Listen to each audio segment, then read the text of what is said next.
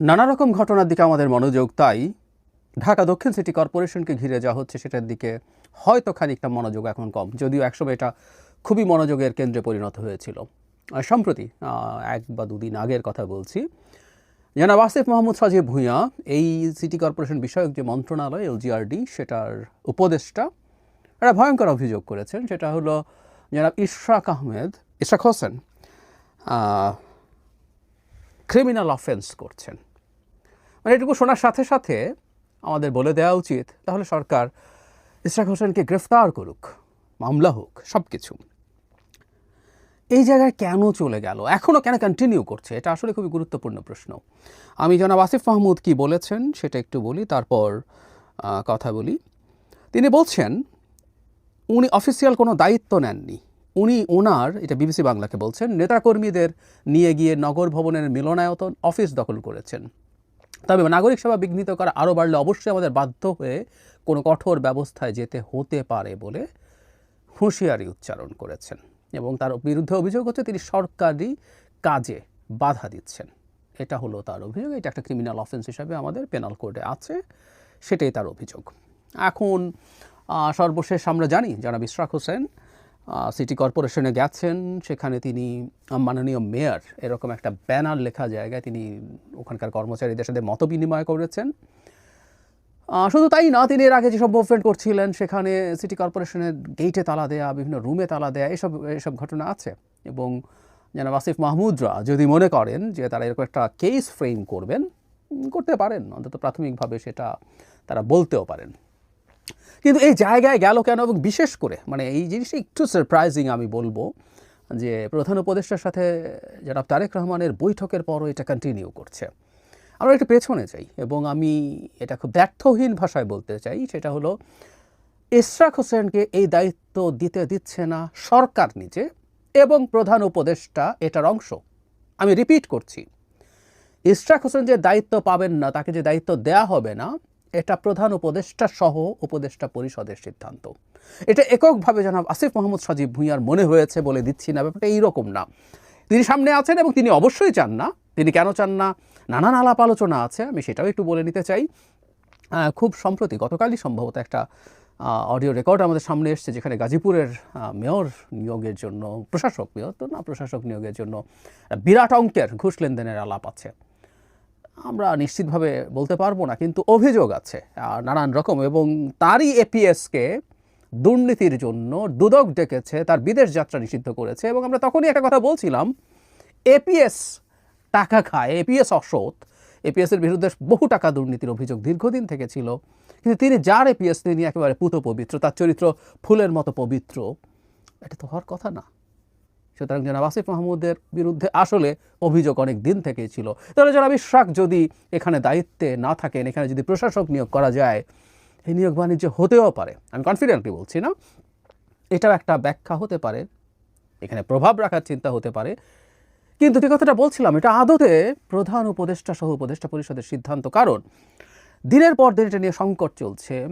প্রাথমিকভাবে নগর ভবনের ওখানে গিয়ে জনাব ইশরাকের সমর্থকরা সেখানে বিক্ষোভ দেখাচ্ছিলেন, সেখানে একটু চাপ তৈরি করার জন্য তারা তালা দিচ্ছিলেন গেইটে, বিভিন্ন রুমে। তারপর 2-3 দিন তারা রাস্তা ব্লকও করেছিলেন। সো এই যে জনজীবনে যে দুর্ভোগের কথা বলা হয়, সব কিছু যখন হচ্ছে, এটা নিশ্চয়ই উপদেষ্টা পরিষদের মিটিংয়ে আলোচিত হয়েছে। আমরা নিশ্চয়ই জানি, যখন উপদেষ্টা পরিষদ বসে তখন বিভিন্ন মন্ত্রণালয়ের গুরুত্বপূর্ণ সিদ্ধান্তগুলো, গুরুত্বপূর্ণ ইস্যুগুলো নিয়ে উপদেষ্টা পরিষদ কালেকটিভলি সিদ্ধান্ত নেওয়ার চেষ্টা করেন। তো সেই কাজ তো নিশ্চয়ই তারা করেছেন। সেই কাজ তারা যখন করতে যাচ্ছেন, তখন খুব স্বাভাবিকভাবে ইস্যু এসেছিল। এবং জনাব আসিফ মাহমুদ সজীব ভূঁইয়া যদি এককভাবে কাজটা করে এবং সেটা যদি ঠিক বলে মনে না করে উপদেষ্টা পরিষদ, তাহলে তো খুব স্বাভাবিক কথা যে তাকে বলা হতো যে জনাব ইশরাককে শপথ দিয়ে দিন। কিন্তু সেটা তো হয়নি। তার মানে উপদেষ্টা পরিষদের পেছনে আছে। আবার একই সাথে জনাব ইশরাক যখন এটা করছেন, সেটা দলের সিদ্ধান্ত কতটা জানি না, কিন্তু দলের এন্ডোর্সমেন্ট আছে, দলের সমর্থন আছে। ওনার এটা যদি দল পছন্দ না করতো, তাকে নিশ্চয়ই দলের পক্ষ থেকে, দলের সর্বোচ্চ পর্যায়ে থেকে বার্তা দেওয়া হতো যে তুমি থেমে যাও, তুমি আর এটা কন্টিনিউ করো না। এখন আরও বেশ আগেই হতে পারতো সেটা। সুতরাং জনাব ইশরাক শুধুমাত্র তার সিদ্ধান্তে এটা করে বেড়াচ্ছেন তা না। আমি প্রথম যখন এটা হচ্ছিল তখন আমি এটাকে আসলে একটা প্রক্সি ওয়ার বলছিলাম। এটা আসলে একটা শক্তি পরীক্ষার ক্ষেত্রে পরিণত করা হয়েছে। সরকার বিএনপির শক্তি দেখতে চাইছে, বিএনপিও সরকারকে চাপ দিয়ে তার দাবি অর্জন করতে পারে কিনা দেখতে চাইছিল। বাকি যা লিগ্যাল আলোচনা এগুলো একেবারে বাকওয়াজ, কারণ আমি ওই নিটিগ্রিটিতে যাচ্ছি না। হাস্যকর সব যুক্তি সরকারের দিক থেকে দেয়া হয়েছে এবং এই সরকারের একটা নজির আছে, যদিও সরকার বলছে সে সময় একজন ভিন্ন এলজিআরডি উপদেষ্টা ছিলেন।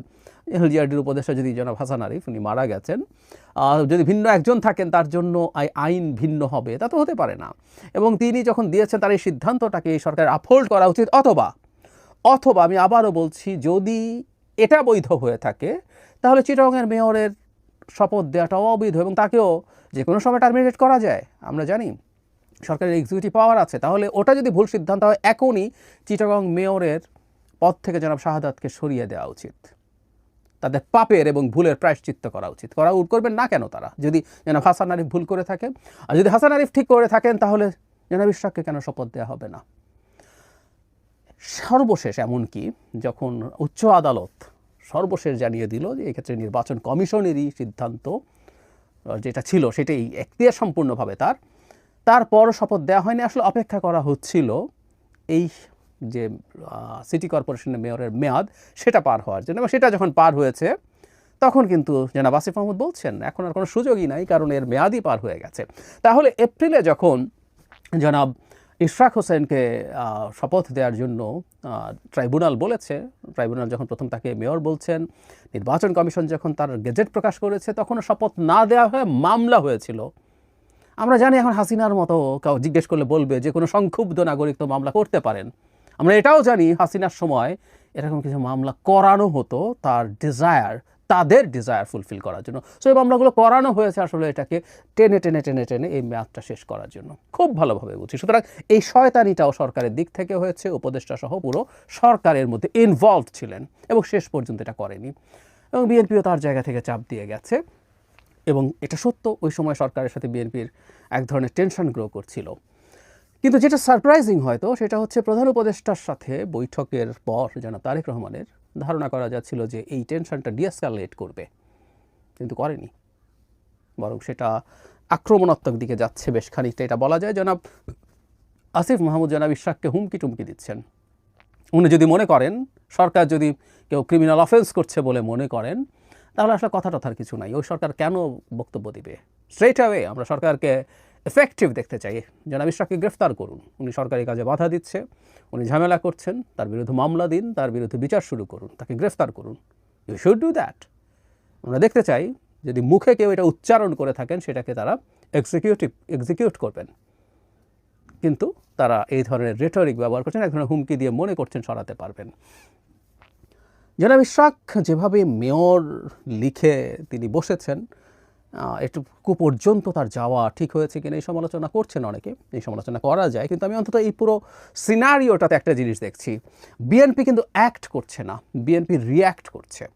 প্রত্যেকটা জিনিস, এই যে প্রথম থেকে শপথ দেওয়া হলো না, এরপর যা করা হয়েছে প্রত্যেকটা যখন বিএনপি দেখছে, বিএনপি না বলে আমরা আসলে এভাবে বলবো, জনাব ইশরাক এবং তার সমর্থকরা, এবং অবশ্যই আবারও বলছি বিএনপির এন্ডোর্সমেন্ট আছে, যে প্রত্যেকটা ক্ষেত্রে যখন দেখা গেছে যে সরকার আসলে একটার পর একটা ব্যারিয়ার তৈরি করছে জনাব ইশরাককে শপথ না দেওয়ার জন্য, তখন খুব স্বাভাবিকভাবেই বিএনপি পাল্টা রিয়াকশান করে তার মাঠের শক্তি, তার মাঠে তার চাপ দেওয়ার সক্ষমতা শো করতে চেয়েছেন। এবং এই চাপের মুখে আরও কারণ ছিল, এর মধ্যে চাপের মুখে প্রধান উপদেষ্টা অভিমান করেছিলেন তিনি পদত্যাগ করবেন, মনে আছে আমাদের নিশ্চয়ই। বিএনপি দুদিন, মানে বিএনপির শাখের লোকজন 2-3 দিন রাস্তা ব্লক করেছেন, তাতেই একজন উপদেষ্টা এতটাই ক্ষোভ দেখালেন ক্যামেরার সামনে, অথচ তাদের ভাষ্যমতেই প্রায় 200 এরকম দাবি দেওয়া এবং রোড ব্লকেডের ঘটনা ঘটেছে। যদি তাই ঘটে থাকে, হঠাৎই 3 দিনে বিএনপির উপরে ক্ষোভ, আমরা বুঝতে পারি কারণটা কি। তো ওই টেনশনের সময়টা পার হয়েছে, যে বৈঠক হলো, তারপর অনেকটাই ডিএসকালেটেড হয়েছে বলে আমাদের মনে হচ্ছিল, দুই পক্ষই সাদা পতাকা উড়িয়েছেন, কিন্তু না, আবার এক ধরনের আক্রমণাত্মক অ্যাটিটিউড আমরা দেখছি। এবং আমি মনে করি যেটা জনাব ইশরাক যে অভিযোগ করেছেন, জনাব আসিফ মাহমুদ শপথ ভঙ্গের মতো কাজ করেছেন, যেহেতু তিনি প্রাথমিকভাবে দায়িত্বপ্রাপ্ত। আমরা সরকারের আগে এই উপদেশটাকেই বলবো তিনি অনুরাগ বিরাগের বশবর্তী না হয়ে কাজ করার জন্য শপথ নিয়েছিলেন, কিন্তু তিনি বিরাগের বশবর্তী হয়ে জনাব ইশরাকের বিরুদ্ধে অবস্থান নিয়েছেন, এটা মনে করা যথেষ্টের বেশি যৌক্তিক কারণ আছে। এবং এই ব্যাপারে বিএনপিও যে খুব সিরিয়াস আর একটা প্রমাণ হলো জনাব তারেক রহমান যেদিন 31 ডিসেম্বরের মধ্যে নির্বাচন হতে হবে খুব টাফ ভাষায় বলেছিলেন, সেদিন জনাব ইশরাকও একটা আলোচনার মধ্যে তার বক্তব্যের মধ্যে এনেছিলেন এবং ওনার বিরক্তি আমরা খেয়াল করেছি, হুইচ ইজ লজিক্যাল, যে সরকারের দিক থেকে এই ধরনের আচরণ করা। কিন্তু এখনও এটা কন্টিনিউ করছে। আমি সরকার কেন এটা মনে করছে যে তারা এখনও বিএনপির সাথে এই ধরনের একটা অবস্থান বজায় রাখবে, নাকি এটা নেহায়াতি একজন প্রশাসক নিয়োগ করা জনিত উপার্জন অথবা অন্য কোনো স্বার্থের কারণে, সেটা দেখা দরকার আছে। আর বিএনপি আমার মনে হয় এখান থেকে খুব বেশি সরেও আসবে না। আমি ব্যক্তিগতভাবে মনে করি বিএনপি মাঠে তার অবস্থান কোনো না কোনো ফর্মে রাখার চেষ্টা করবে। ফেব্রুয়ারিতে নির্বাচনের একটা প্রাথমিক ঐক্যমত্য হলেও দেয়ার আর মেনি প্লেয়ার্স, পেছনে পেছনে খেলছেন মানুষ আছে, সরকারের ভেতরে আছে, বাইরে আছে। সো কোনো না কোনো ফর্মে বিএনপি মাঠে থাকার চিন্তা করবে। সেটা এখন এই জনাব ইশরাক ইস্যুতে থাকার চিন্তা করতে পারে, ভবিষ্যতে তার খুব ব্লকেট টাইপের কিছু না, কিন্তু মিছিল সমাবেশ এগুলো সম্ভবত সে কন্টিনিউ করবে, যদিও সামনের সময়টা আবহাওয়ার দিক থেকে খুব ভালো না, ঝড় বৃষ্টি চলবে। এটা পেরিয়ে যাওয়ার পরও বিএনপি আমার মনে তার মাঠের অবস্থান সরাবে না।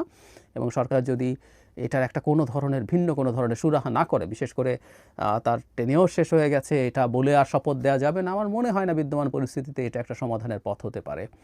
দুই পক্ষই এখন তাদের মধ্যে আলোচনা করতে হবে এবং আলোচনার মাধ্যমে যারা ইশরাককে কোনো না কোনোভাবে সিটি কর্পোরেশনে কি করা যেতে পারে সেটা আলোচনার মাধ্যমে ঠিক করে তারা একটা সমাধান করতে হবে।